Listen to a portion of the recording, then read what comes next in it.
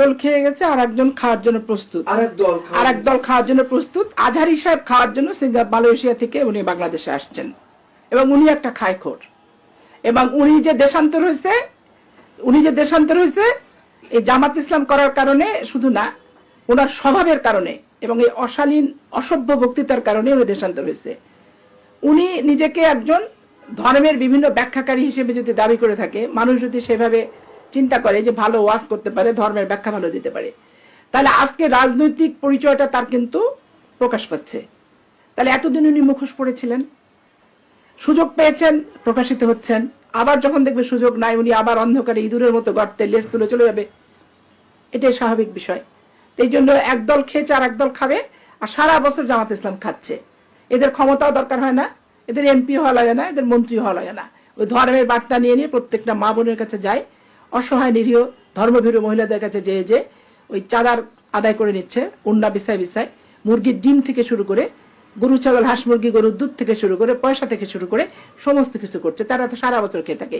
এদের অপকর্ম করতে গেলে, মানুষ খুন করতে গেলে এদের রাষ্ট্রীয় ক্ষমতার দরকার হয় না, এদের র্যাব, পুলিশ বাহিনী, বিডিআর, আর্মি কিছু এদের লাগে না। এরা নিজেরা প্যানিক করে।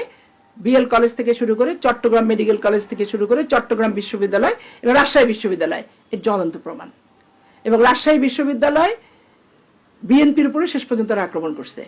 বিএল কলেজে বিএনপির পদধারী ছাত্র দলের নেতাকে এরা হত্যা করছে, এবং চট্টগ্রাম বিশ্ববিদ্যালয়ে ছাত্র দলের পদধারী নেতাকে এরা হত্যা করছে। তো তখন তোদের ক্ষমতা লাগে না, এরা নিজেরা প্যানিক করে রাষ্ট্রকে জিম্মি করে, সন্ত্রাস করে।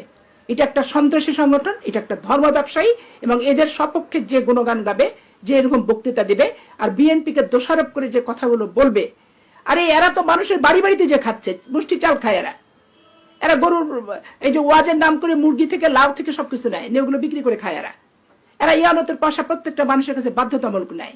এবং এদের সংগঠন যে একদিন করবে, যতদিন বেঁচে থাকবে এদেরকে পয়সা দিতে বাধ্য। তো সারা বছর প্রত্যেকটা তৃণমূল পর্যন্ত খেয়ে বেড়াচ্ছে এরা। এক খায়খোর আর একজনের খাওয়ার ইতিহাস বলে লাভ নাই। আর বিএনপি কে টেনে কথা বলার আগে নিজের শুদ্ধতা পরিমাপ করতে হবে। বিএনপি সম্পর্কে কতটুকু সমালোচনা এই সমস্ত ধর্ম ব্যবসায়ীরা করতে পারে, তার একটা সীমারেখা নির্ধারণ করা দরকার। সীমারেখা নির্ধারণ করতে না পারলে আলটিমেটলি এরা এমন গহ্বরে ডুববে, ওই 300 সিটে প্রার্থী দেওয়ার ইতিহাস আছে না, 3টা সিট জুটছে, এরকমই জুটবে।